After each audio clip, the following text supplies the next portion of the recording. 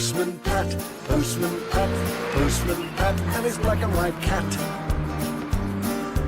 Early in the morning, just as day is dawning, he picks up all the postbags in his van.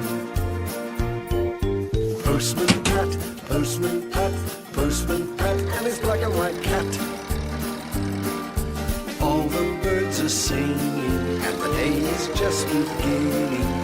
Pat feels he's a really happy man. Everybody knows his bright red van. All his friends will smile as he waves to greet them. Maybe you can never be sure there'll be knock, ring, letters through your door. Postman Pat, Postman Pat, Postman Pat, and his black and white cat. All the birds are singing, and the day is just beginning. Pat feels he's a really happy man. Pat feels he's a really happy man. Pat feels he's a really happy man.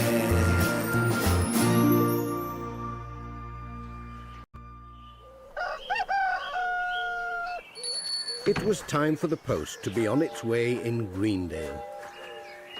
Time to get a move on, Jess.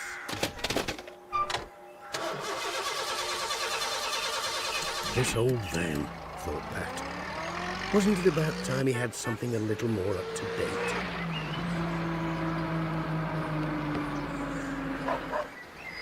Before leaving the village, he stopped at the vicarage. Oh, dear me, what a rush! Oh, good. There's Pat. Hello, Pat.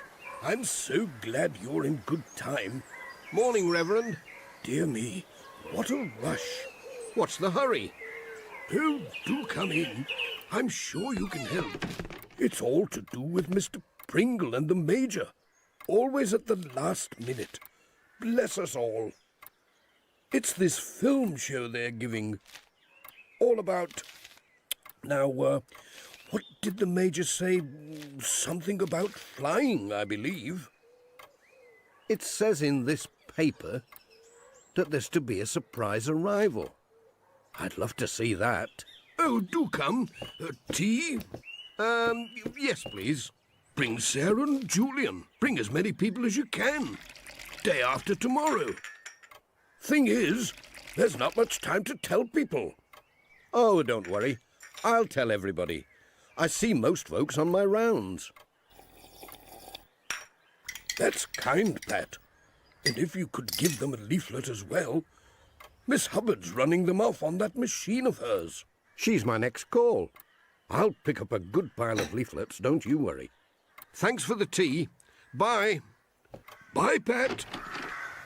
Pat couldn't help wondering what the surprise arrival was to be. Would the Major be dressing up? Maybe he'd come in a new car. And would Miss Hubbard know about these things?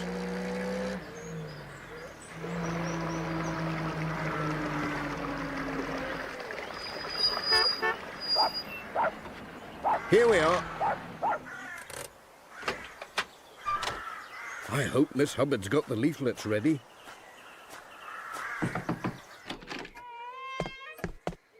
Anyone at home? Morning, Pat.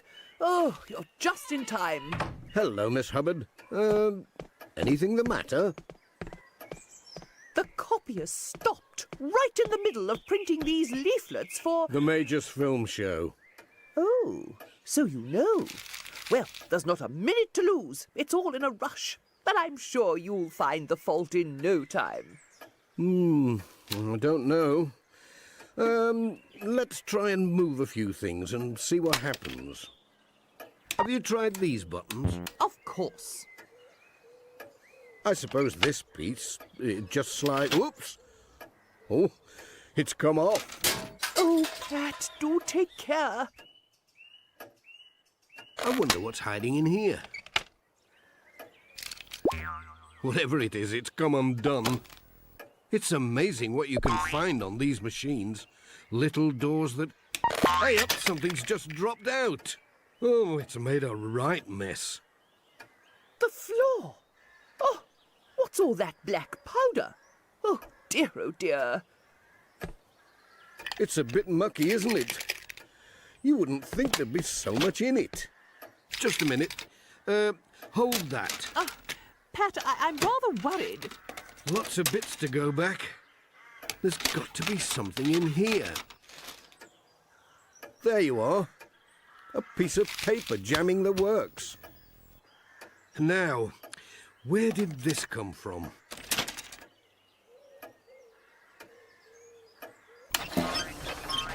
Sounds a bit rough, doesn't it? But it seems to be working. I'm sure it'll settle down.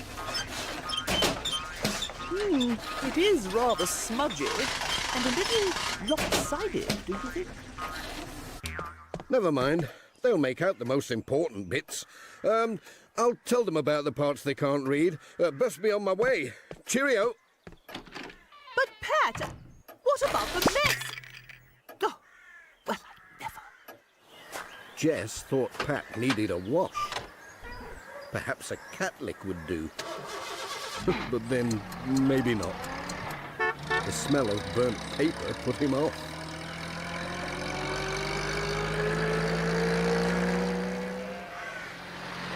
Thompson Brown, next stop.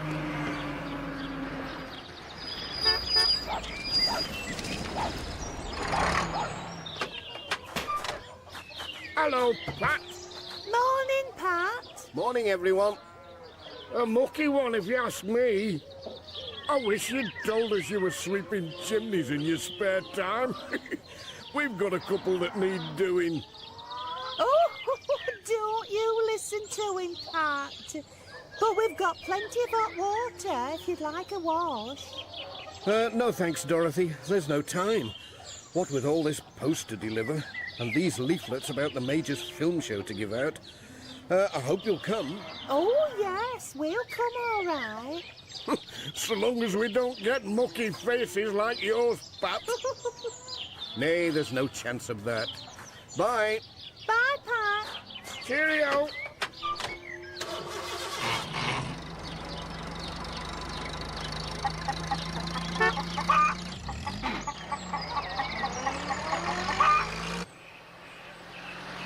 Pat was on his way.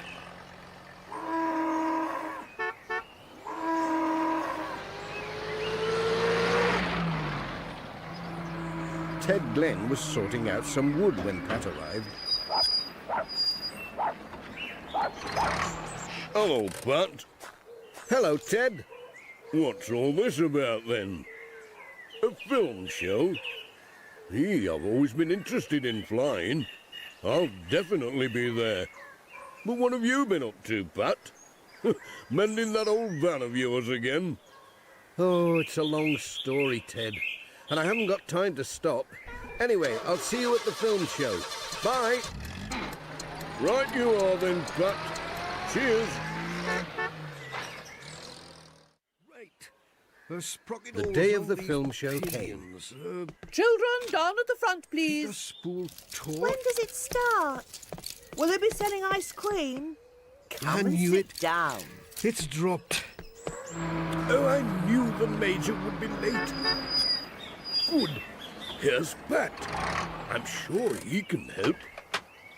Have you seen the Major, Pat? Missing, is he, Reverend? Did I tell you about the surprise? Surprise, Reverend? I think you did mention it. Yes, the Major promised there would be a surprise. But oh dear, he's late. Tell you what, I'll pop up to Garner Hall and see if he needs a hand with anything. Won't be long.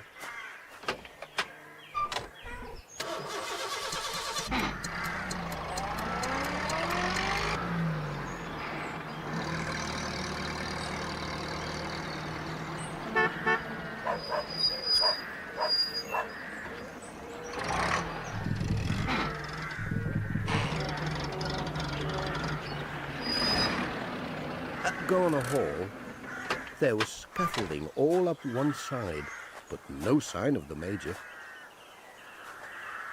But he's not in.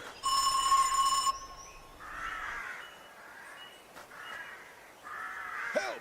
Ahoy! What's that? You down there! I'm hearing voices. Pat! Can't you hear me, man? Hello? By Jove, the man's deaf. Where are you? Pat! Who's that on the roof? It was Major Forbes waving from the basket of a hot air balloon. It's me, you noodle. Do pay attention, Pat.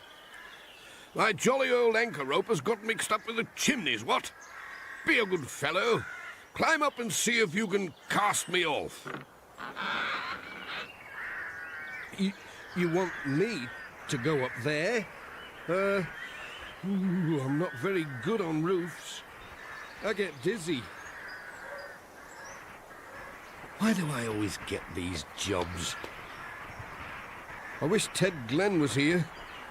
He's good at climbing onto roofs. What are you doing up here, Major?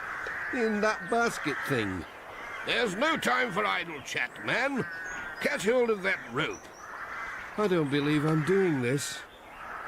It's wrapped itself round the chimney stack. Steady on. It's not easy on these tiles. Whoops! Let me get this untangled.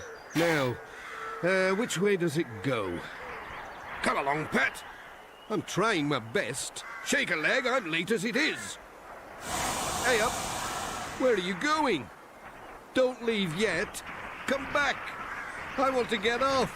I'll be with you in a jiffy. But I'm out here, and I don't like it. Now that we're moving, must see all shipshape.